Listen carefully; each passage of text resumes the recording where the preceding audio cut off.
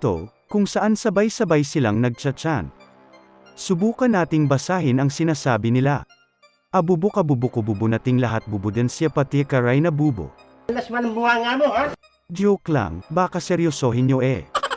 Patuloy nagchant ang mga ito kasama ang maraming halimaw at mukhang ang umiilaw na kristal na ito ang kanilang sinasamba.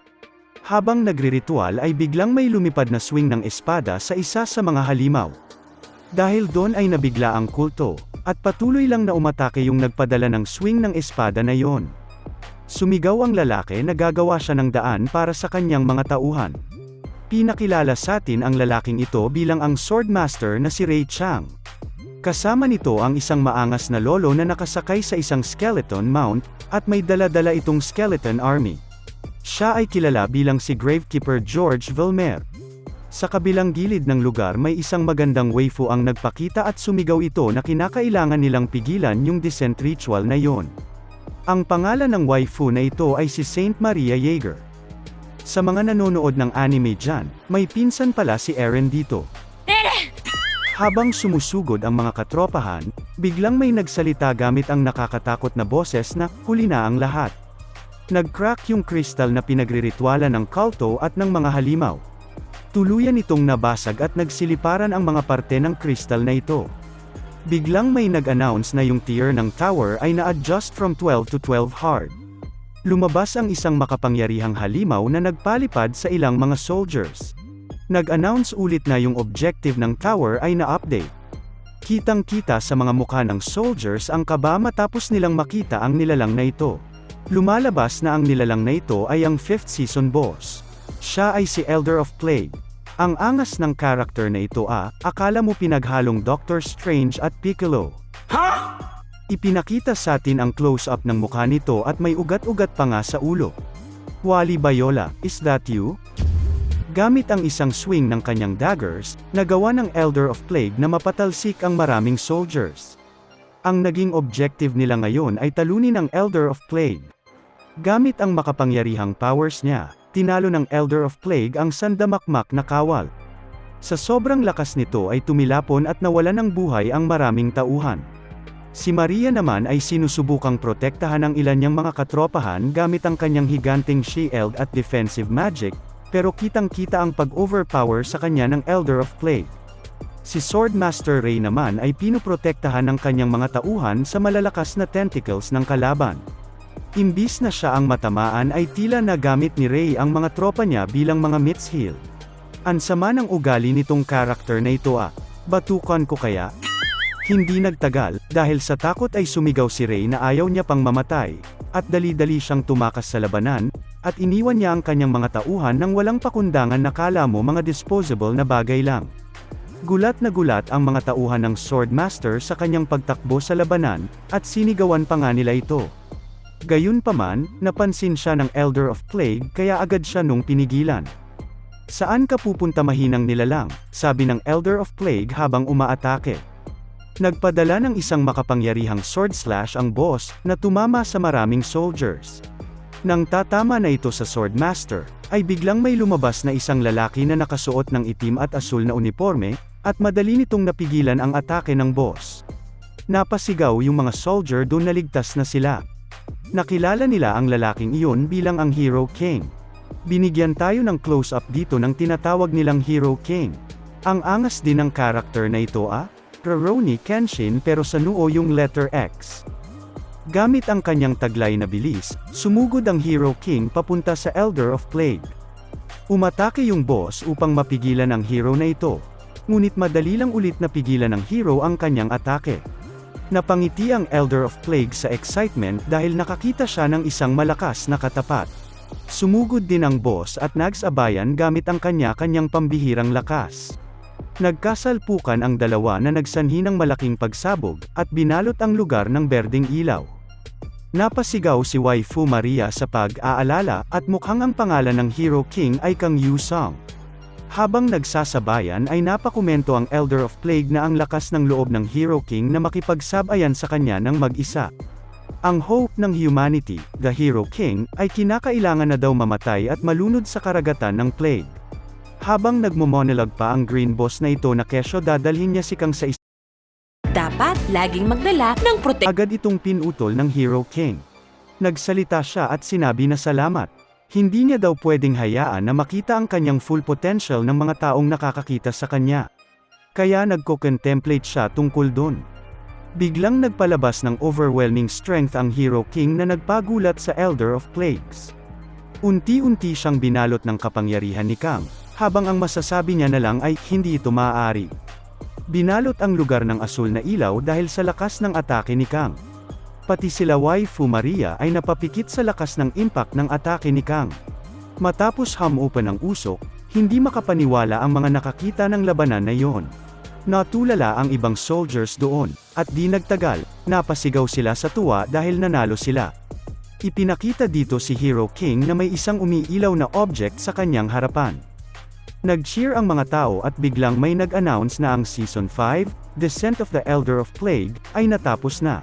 Lumabas ang ilang notification kagaya ng isang random equipment ticket ay naibigay sa mga players na nagpakita ng kahangahangang performances. Isang rare or higher tier skill card ticket ang naibigay sa top 100 players. Isang hero or higher tier artifact pool ticket ang naibigay sa top 10 players. At para daw sa player na si Kang Yu-sung, na tumalo sa season boss, na si Elder of Plague, ang mythical equipment na Black Death, at ang title na Elder Slayer, ay naibigay. Bigla namang tumamba si Kang na nagpabahala sa iba pang tao doon. Sinabi ni Kang sa isip niya na dahil dito, ang mundo ay makakapagpatuloy ng isa pang taon muli, at tuluyan ng pumikit. Sa sumunod na eksena, napunta tayo sa isang interview kung saan ina-announce ang achievements ng isang tao sa pag-secure ng rank 1 in the player ranking for 4 consecutive seasons.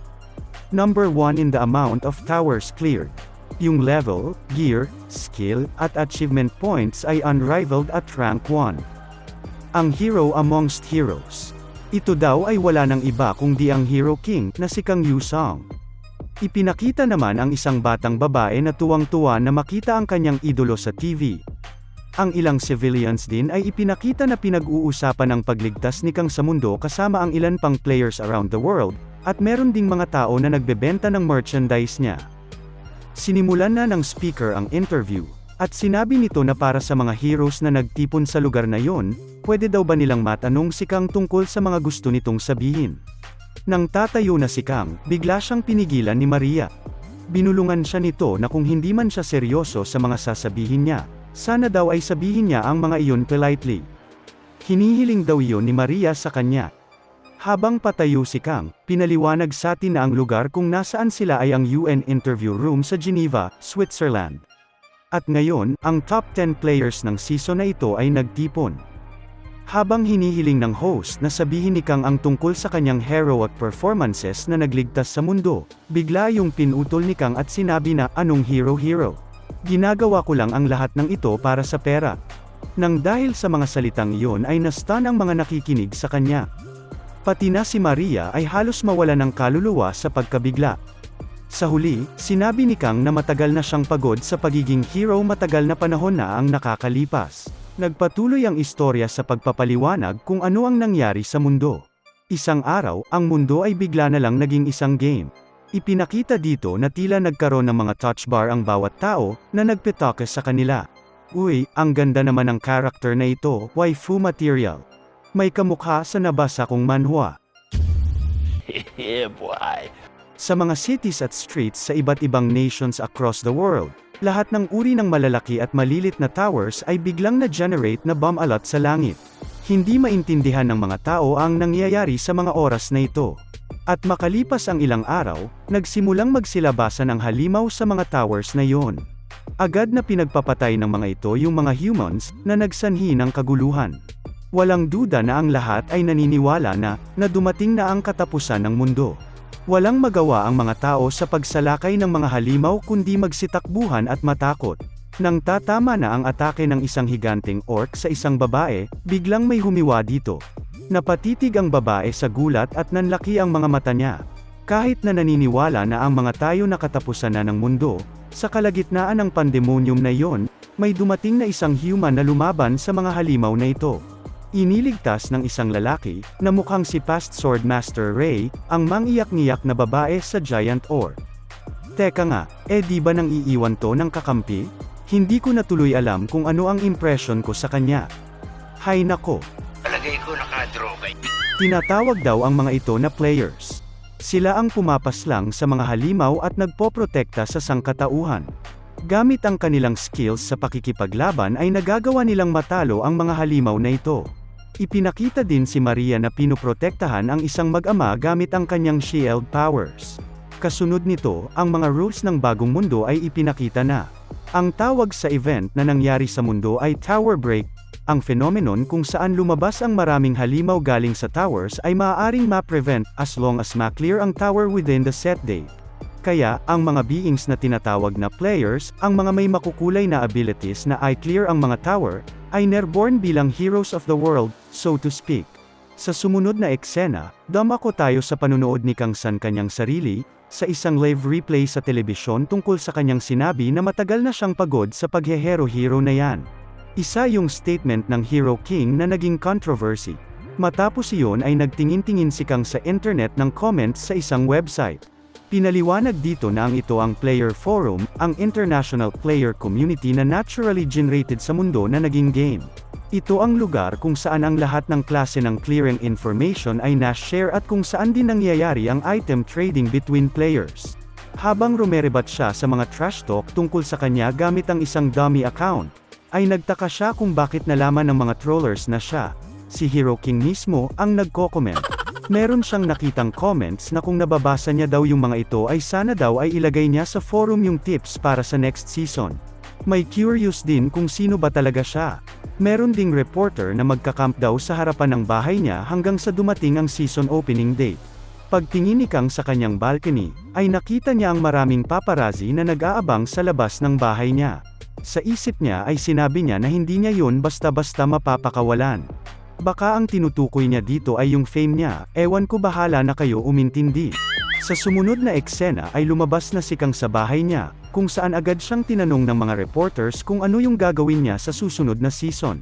Ano din daw yung thoughts niya tungkol sa pag-boycott ng Hero King merchandise sa buong mundo. Sinabi din daw niya na tapos na siya matagal na, sa UN Hall, kaya bakit nagpapakita pa din daw ito ng resulta sa new season bilang isang player. Tinanong ni Kang yung mga reporters kung alam ba nila kung ano yung sinasabi ng mga celebrity sa TV matapos malasing at magsanhi ng problema. Ang sagot daw doon ay babawi siya sa pamamagitan ng good work. Nagtaka naman yung mga taong nakikinig sa kanya. Di nagtagal, biglang yumanig yung lapag na nagpagulat sa mga tao.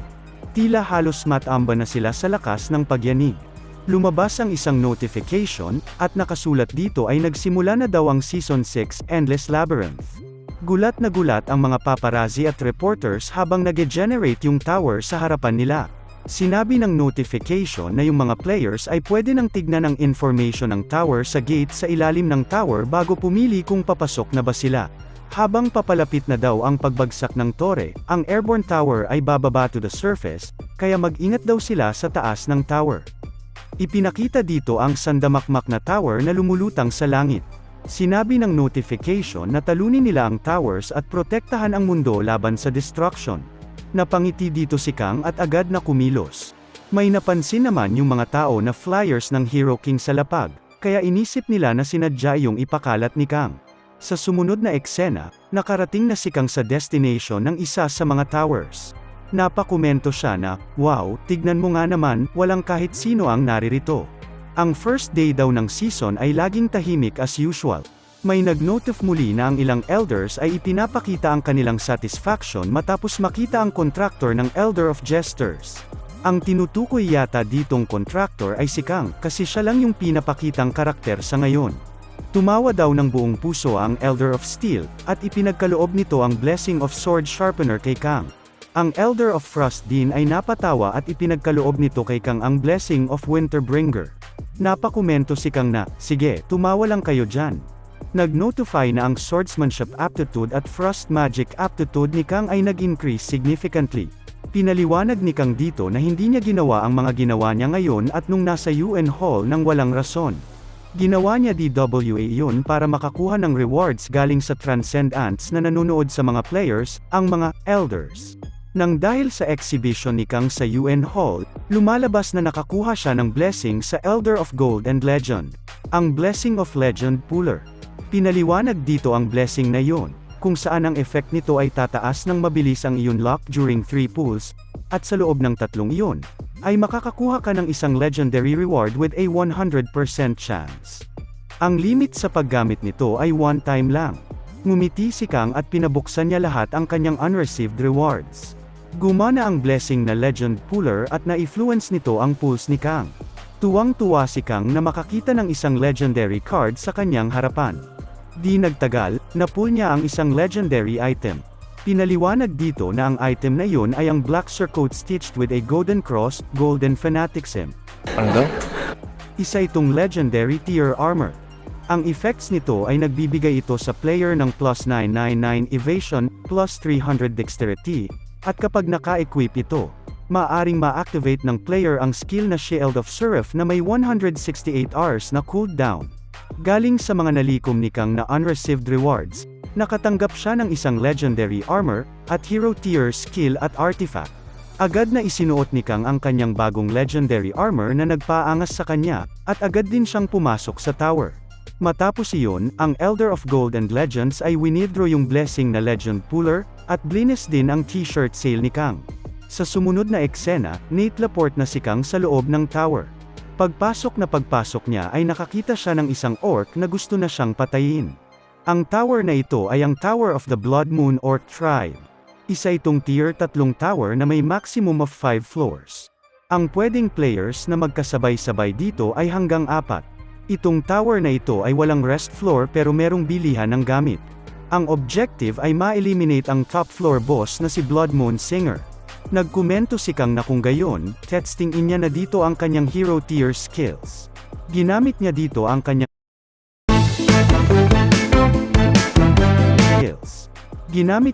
ang kanyang skill na Create Frost Blade. Ang ability na ito ay hinahayaang magkaroon si Kang ng isang espadang gawa sa yelo. Ipinalabas niya na ito at dahil mataas ang kanyang Frost Magic aptitude, ay nagkaroon ito ng additional effect na Frost Breath. Sumugod si Kang gamit ang kanyang Frost Blade ng may pabihirang bilis. Gamit ang isang swing ay nagawa niyang mapatamba ang maraming orcs. Sinubukang pigilan ng orcs ang kanyang atake ngunit nang matamaan sila nito, ay nagiging yelo lang sila. Nagsitalsikan ang mga halimaw na ito sa frost slashes ni Kang. Naging yelo ang lahat ng madaanan ni Kang nga mga orcs sa tower na ito. Habang patuloy na nakikipaglaban ay tumataas ang level ni Kang, pati na rin ang mga skills niya. Hindi nagtagal, matapos ang basic na pakikipaglaban sa first floor, ay na-clear niya na ito. Grabe naman yan insan. Na-mekes-mekes niya yung lahat ng orcs. Sa huli, napakomento si Kang na ayos ang kanyang panimulang pakikipaglaban, at tinanong na kung dapat niya bang iligtas muli ang mundo o kung anuman. Nagpatuloy ang istorya sa pagtungtong ni Kang sa 3rd floor ng Tower of the Blood Moon Orc Tribe. Lumabas na sa isang pathway si Kang habang hawak-hawak ang kanyang frost sword. Ipinakita sa atin na tila napapagod na siya at nauumay na sa mga napagdaanan niya. Pagpasok niya ay nakita niya ang maraming orcs na nagsasaya at nag-i-inhuman sa loob habang may bonfire. Agad naman siyang napansin ng isa sa mga orcs, kaya agad nitong pinaalam sa kanyang mga katropahan na nandoon si Kang. Sumigaw ito na lumabas na ang warrior at iyon daw yung warrior na magdadala sa kanila sa Valhalla. Itinaas ng mga orcs ang kanilang mga armas habang nakatingin sa Hero King. Makipaglaban daw sila hanggang kamatayan ng may karangalan. Napakomento naman si Kang at sinabi nito na, "Sandali lang mga siraulong orcs, ang excited nyo naman." Ipapakita daw ni Kang sa kanila kung ano ang itsura ng heaven ngayon din. Tumalon ang Hero King papunta sa mga orcs habang nakahanda itong mag-swing. Anabangan siya ng mga orcs dito na malaglag, at sinubukan nilang i-parry ang atake niya. Sa sumunod na eksena, naubos agad ni Kang ang mga nagkalat na orcs sa floor na iyon, at ipinakita sa atin ang nagsitalsikang dugo ng mga iyon kung saan-saan. Matapos iyon ay nagawa ng makatungtong ni Kang sa 4th floor ng tower. Kitang-kita ang pagod sa mukha ni Kang, at niningiti niya na lang ito. Sinabi niya sa isip niya na maganda nga na tumataas ang kanyang level ng madali, pero medyo mahirap daw ang makipaglaban ng dir-diretso ng walang rest floors. Okay lang yan Kang, ganyan talaga ang buhay ng isang RPG player. Bigla namang may napansin si Kang na nakakuha ng kanyang atensyon. Nakakuha siya ng isang warning na kung saan ang mga Warsong bodyguards daw ay hinaharangan ang daanan papunta sa room ng chieftain. Ipinakita dito ang ilan pang mga orcs pero ngayon ay may mga armor na ito, at mas magaganda na ang weapons. Sa isip ni Kang ay napasabi na lang siya na, ginagawa nyo namang napaka-obvious na elite mob ang nasa harapan ko ngayon. Wala na ba kayong mas igagaling dyan? Nanlilisik ang mga mata ng orcs na ito habang nakatitig sa Hero King. Bigla namang nag-pop up ang isang notification kung saan sinasabi ang mga katagang makipaglaban hanggang sa mamatay ng may karangalan. Nagulat naman si Kang dito at napaisip kung bakit siya nakakuha ng ganitong notification. Lumalabas na ang Elder of Steel ay blines ang Battle of the Warsong Bodyguards, ang mga orcs na kanyang kinakaharap ngayon.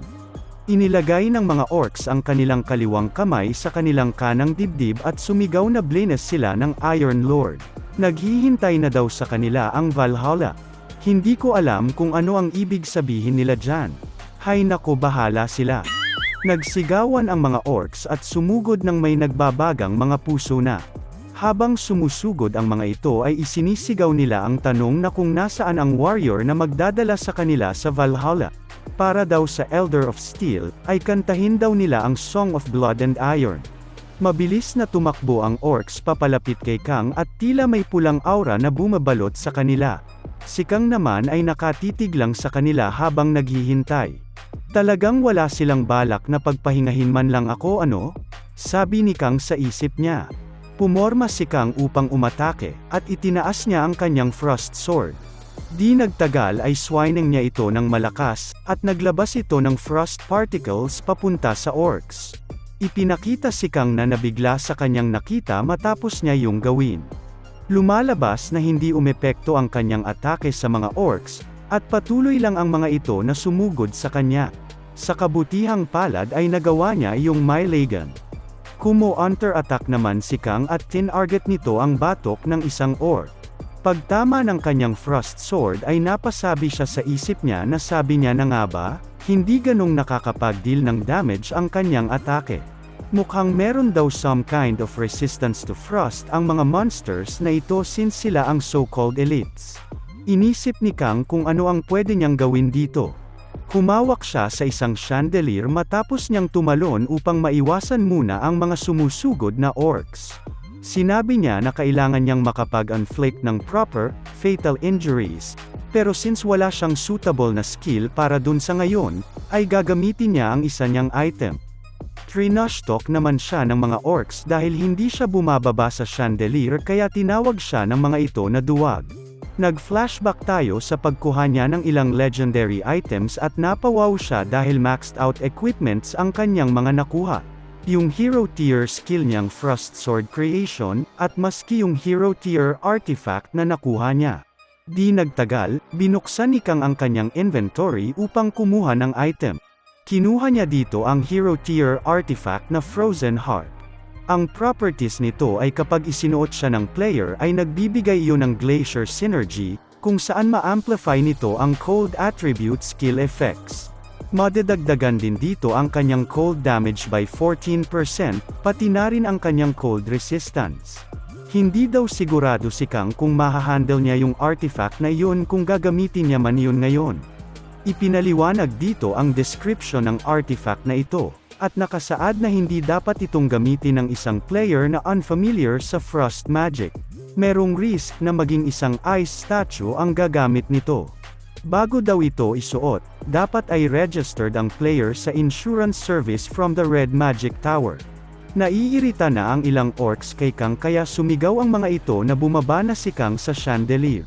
Ang isang nilalang daw na hindi marangal ay hindi makakapasok sa Valhalla. Ano ba talaga ang pinagsasabi niyong mga orc kayo? Valhalla, Valhalla, sino kayo? Si Thor. Binato ng isang orc ang kanyang higanteng axe papunta kay Kang. Na-realize naman ni Kang na hindi yun oras ng paghe-hesitate kaya inequip niya na yung artifact kahit na may chance na maging isa siyang ice sculpture. Na-notify siya dito na na-equip niya na yung artifact na Frozen Heart. Nagkaroon ng pambihirang aura si Kang at pinalibutan siya nito na parang may umiikot sa kanya na blizzard. Nararamdaman daw ngayon ang powerful Frost Magic Essence, at na-obtain daw ni Kang ang Glacier Synergy. Bumaba na si Kang galing sa chandelier at ikinaharap ng muli ang mga orcs. Ang effects daw ng equipped skill cards ni Kang na may Frost attribute ay napalakas. Sinabi ni Kang dito na kagaya ng sa kung saang estado ka ipinanganak sa mundong ito, ito daw ay all about items. Dahil nag-overflow daw ang kanyang magic power, ay nawala na ang kanyang pagod. Tila nagkaroon ng upgrade ang Frost Sword ni Kang matapos niyang i-equip yung Frozen Heart.